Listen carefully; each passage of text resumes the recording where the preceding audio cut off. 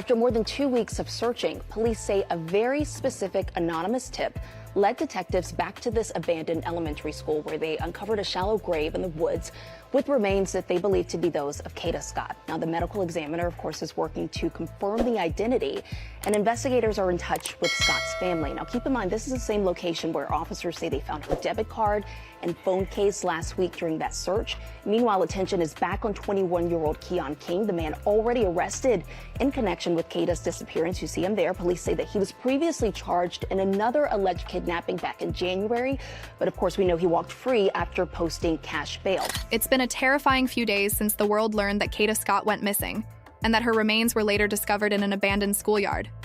Since then, reports have been flooding in about what might have happened to her. The police recently held a press conference to separate fact from fiction, but the details they revealed were far from what anyone expected. And they believe that she did not leave with him willingly. The suspect is being held on a $2.5 million bail, expected in court for his preliminary hearing next month. All eyes on this and whether he will have additional charges. Of course, authorities are investigating. Police confirmed that ever since Kada Scott's remains were found, the main suspect, Keon King, has turned himself in. He's been charged with arson, conspiracy to commit arson, and car theft. But many people couldn't help but notice. Among all the charges listed, the murder charge was missing. A second case has already been approved, and we expect there to be a new arrest today, in all likelihood, of Keon King when he is brought in from the jail. The arrest will be for burning of a car, arson, causing catastrophe, conspiracy, several other charges. So far, police haven't charged Keon King with murder for his role in Kada's death. They say they're not ready to bring that charge yet, which suggests there's more to this case than meets the eye. Now, new reports claim that anonymous tips are pointing to a possible accomplice, someone who allegedly helped Keon commit the crimes. According to sources, this person was both friends with Kada and secretly involved with Keon. That's raised the chilling question. Was Kada Scott set up? Was her death part of a premeditated attack fueled by a love triangle? Let's break it down. When Kada Scott went missing in early October, her friends and family immediately knew something was wrong. She wasn't the kind of person to just disappear without a word. She was vibrant, bold, and known for her soft heart, even toward people who didn't always deserve it. And one of those people, it turns out, was Keon King. Their relationship was complicated. What we know for sure is that Kada and Keon were still in contact right up until the day she vanished. Some of their messages were flirty and intimate, but one exchange in particular caught investigators' attention. Kada had texted Keon saying, "Kidnap me again," and he replied, "Better be up to it." Just hours after that conversation, Kada disappeared. Her disappearance made headlines almost immediately. But it didn't go viral just because she was a missing Black woman in the Philadelphia area. It gained traction because of how strange the circumstances were.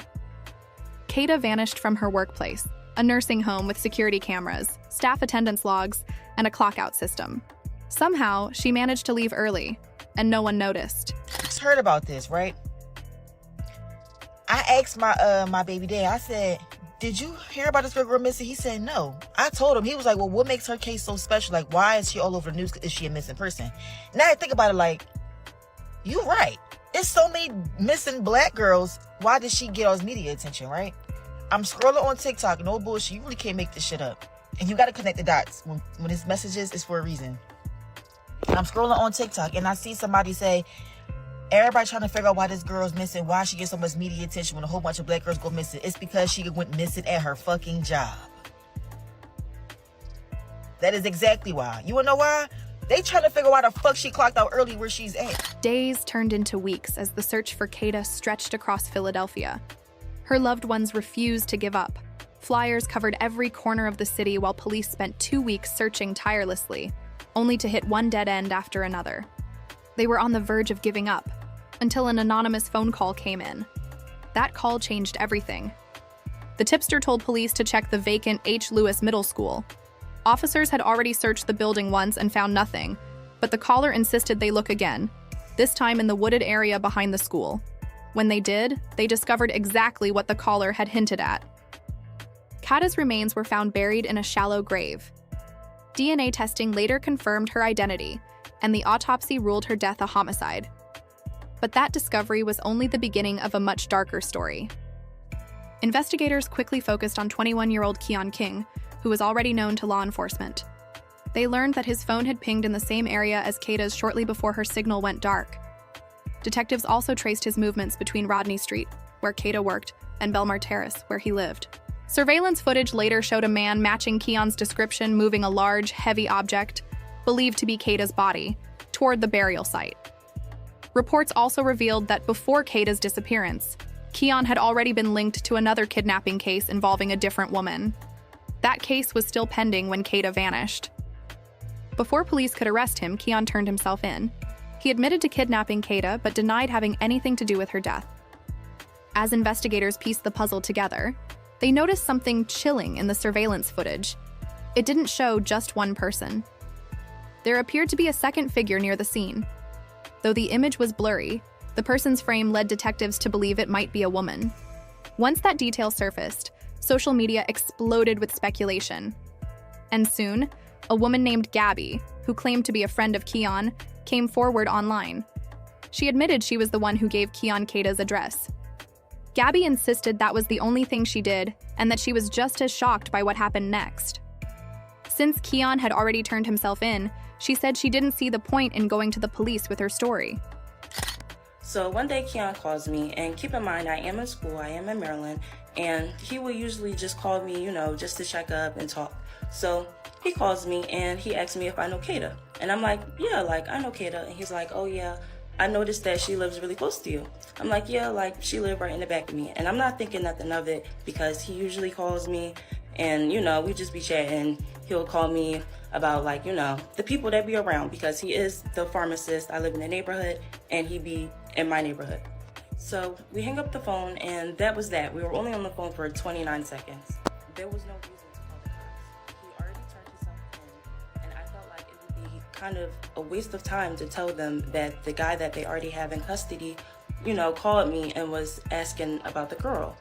And me personally, I'm not a cop caller. I don't call the cops. That's just the way that I grew up. That's what I was around. They will always tell me, you don't call the cops. So I just felt like, the information that I had and the fact that, I'm just not really a cop caller, it wouldn't make sense for me to call the cops. Gabby is starting to look more and more suspicious as the days go by. A video has been circulating online showing her wearing Keon's hoodie. Despite claiming she had no idea about his criminal past, people close to her say otherwise, that she knew exactly what he was involved in. Those who knew Gabby back in Philadelphia allege that she's been arrested for some of the same crimes Keon was charged with. Even text messages from Gabby's mother suggest she'd had run-ins with the law and was spending time with Keon. This may be why police are taking their time before officially charging Keon with murder.